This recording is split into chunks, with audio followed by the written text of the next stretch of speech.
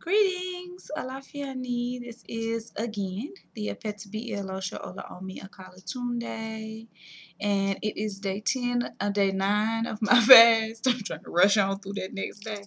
It's day 9 of my fast, so I have one more day, which will be tomorrow.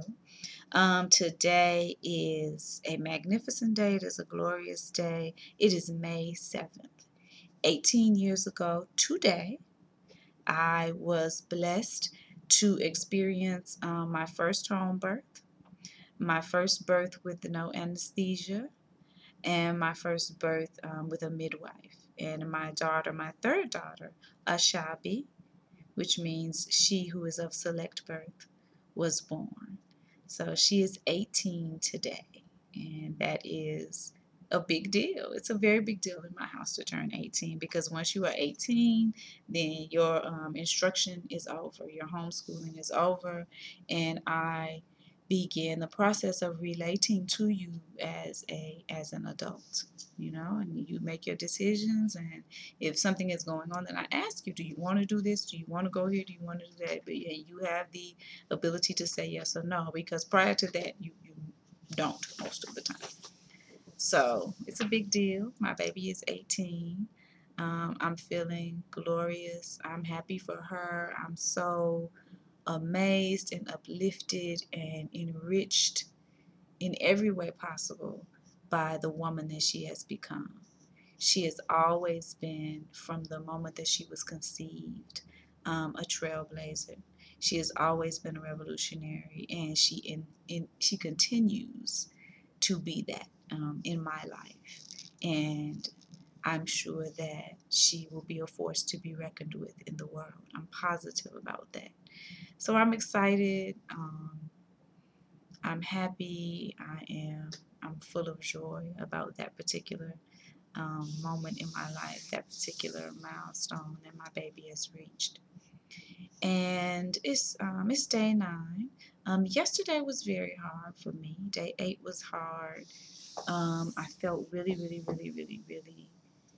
I had a really hard time not eating anything solid yesterday, and I was very tired. And I know that part of it was because I'm feeling um, mentally exhausted by the temperature here in Atlanta right now. It's still cold to me. It's not cold to most people. It's not cold weather, but you still can't really go outside in a sundress, and that is completely and totally out of the question for me in the month of May. That's just not anything I want to do right now. It's 61 degrees. But it's been like that temperature all day, so that's too cold. It ain't supposed to be that temperature in May. And that's just, I find that to be depressing. I find the cold weather to be depressing. I am just a tropical person, and I can do winter.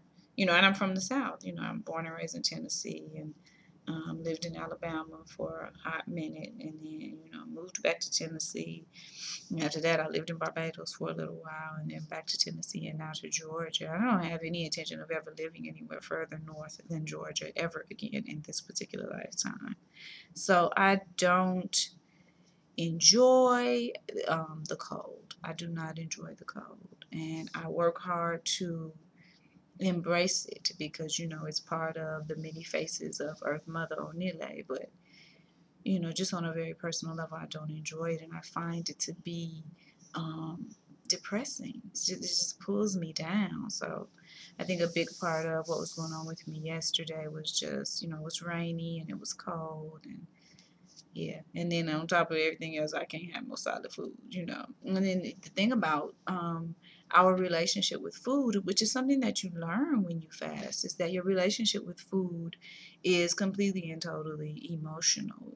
Food and consuming, something through your mouth that way is your first sensual experience. Your first sensual experience is supposed to be nursing at the breast of your mother, and you are being nourished, your tummy is being filled, you are interacting with your source, and there's a smell associated with it. You can hear your mother's heartbeat, all of your sense, and you can feel her skin.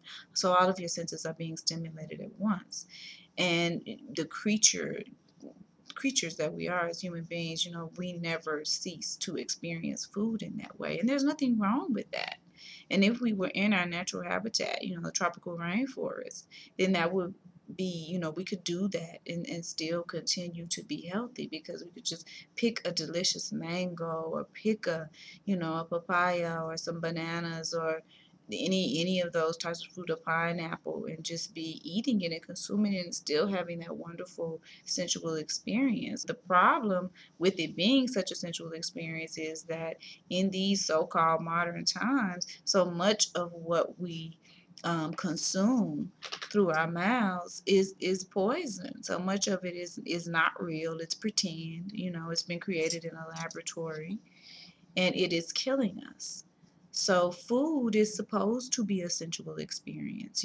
Eating is supposed to be an emotional experience. It is programmed to be that way from the time that you leave the womb of your mother.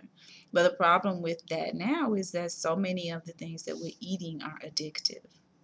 So we equate food with comfort, and there's nothing wrong with that. But we have been programmed through our childhoods and on up into our adulthoods to equate poisons with comfort. White flour is poisonous. White sugar is poisonous. And these are the things that we generally equate with comfort. So while I was having my moment of being so upset that it was still this cold, I was, and what I would usually do is, grab something, and just not being able to do that then, it just made it all the worse. So yesterday was a little rough. So what I did was I went ahead and I took my herbs, I took my detox herbs, and I did all of that. And then in addition to that, I, drank more coconut water, and I rested. I rested. In general, on Mondays, I go and teach. But I know, last Monday I couldn't go because we were all coming back from the hair show. And so this Monday I didn't go. And I just said, I'm fasting. So I'll have to catch up on Friday. So I rested. I stayed in the bed. And then when I got up, I drank everything I was supposed to drink, took care of the children, made sure that they were okay, and then I stayed on the couch and just drank and just rested my body, washed my hair, did some things to my hair, and that was about it. I didn't push myself, so I was able to do that. So that was rough, but today was better. We have homeschooling courses that we attend at the West End Performing Arts Center here in Atlanta, and the children are taking drawing and photography and African dance. So this was the last day for this particular session. So we went there, and I was able to, as always, commune with the other mommies, and that's always good. That's always uplifting. And so this is a shout out to the West End Performing Arts Center homeschooling mommies that come together. And so I did that, and then after that, ran some errands, and then just came on home. And it's been a really good day. The fast, by and large, has been very good for me.